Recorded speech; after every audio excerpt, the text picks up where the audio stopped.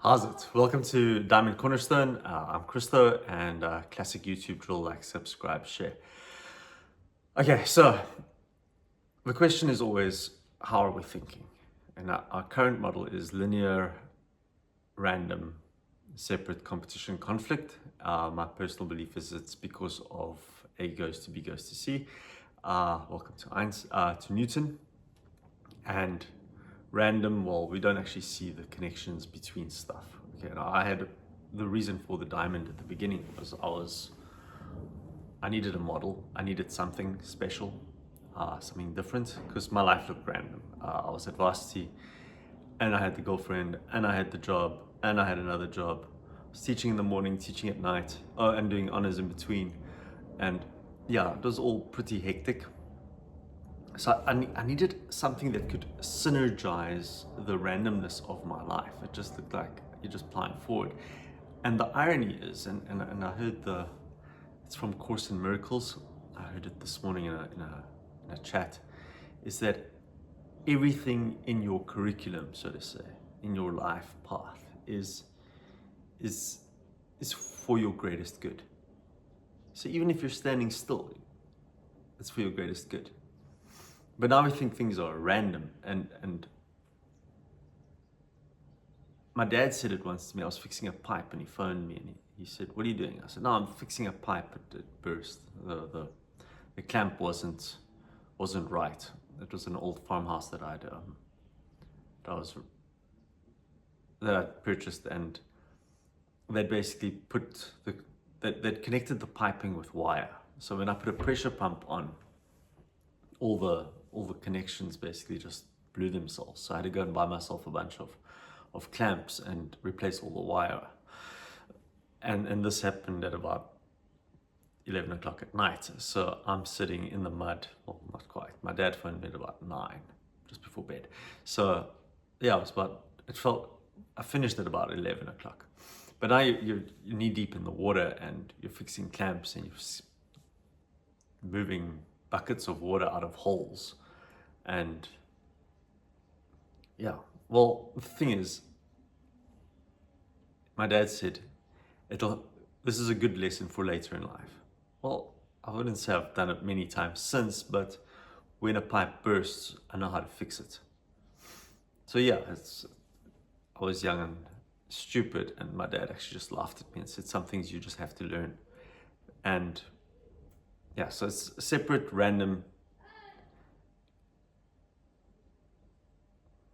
linear, random, separate, competition, conflict. And we're always thinking in competition, whether it's sport or war or school, or everybody's got this friction. But actually, it's about reaching our own best interest.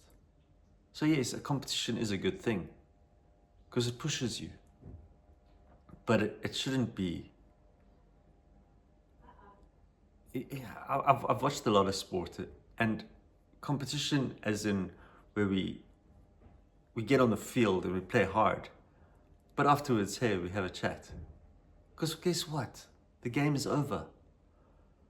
There are winners, there are losers, but if we leave it all out on the field, that's great.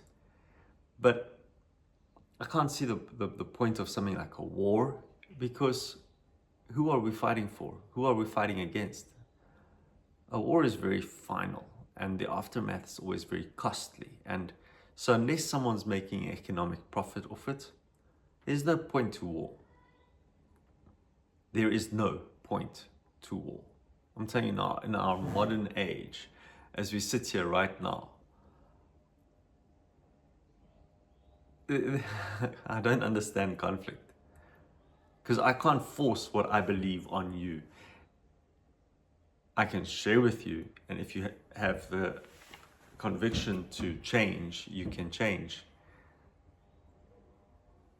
But you can't force someone's ideology on anyone. So the religious wars were a waste, and economic wars are a waste. It's like our current wars is just in support of the American war machine, the chemical, military, industrial complex. And Eisenhower actually warned us against this in his closing speech in 1960 or something. He said, watch out, these guys are coming for you.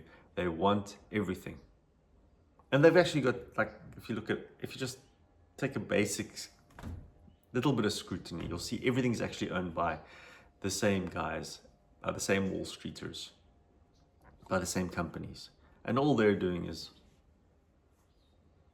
pitting us against each other for no reason. So that they can make money. They can steal our, a friend of mine said, luge. They can steal our luge, steal our energy. And yeah, this is our slave mentality, because we believe they've got our best interests in mind. And that's actually where, like, the Grey Diamond, where I believe politics, economics, physical and social was to serve society at large. In 2020, it was so obvious that it's to serve someone's ego, someone's self-interest. And it's not even a person, it's an organization, it's a corporation, it's a piece of paper registered at a Department of Trade and Industry. I was never born to serve a piece of paper of a registered entity in the previous century. I serve society at large. That's my calling, that's my purpose. That's why I'm here. So yeah, to get back to the diamond, we need a model that is cyclical, integrated, systematic, cooperation, mutual service. I'm going to see how my cycle interacts with your cycle.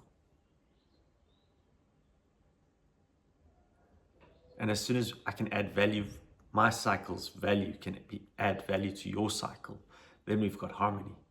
Yeah, there's going to be a little bit of friction, but iron cuts iron, diamonds cut diamonds. So one person teaches and trains his friend. Old school proverb. And then it's just wow from there. So yeah, we've got to transform how we think. And then it gets really funky, because we've got to get coherence between mind and heart. And believe me, your heart, all it wants to do is love. All it wants to do is be in flow. Be in process, be in cycle, be integrated, be cooperative, be in mutual service. That's what the heart wants.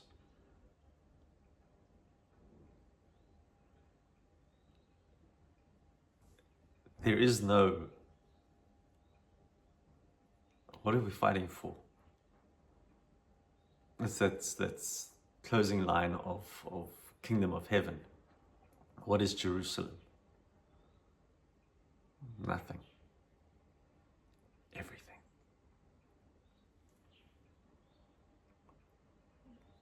What's everything is humanity. That should be the focus. And it all means get out of your head, come back into heart center.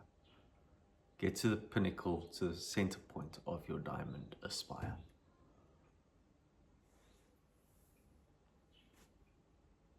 Welcome to the Diamond Cornerstone. Let's make it a cornerstone for our new earth. You are the Diamond A-Spire.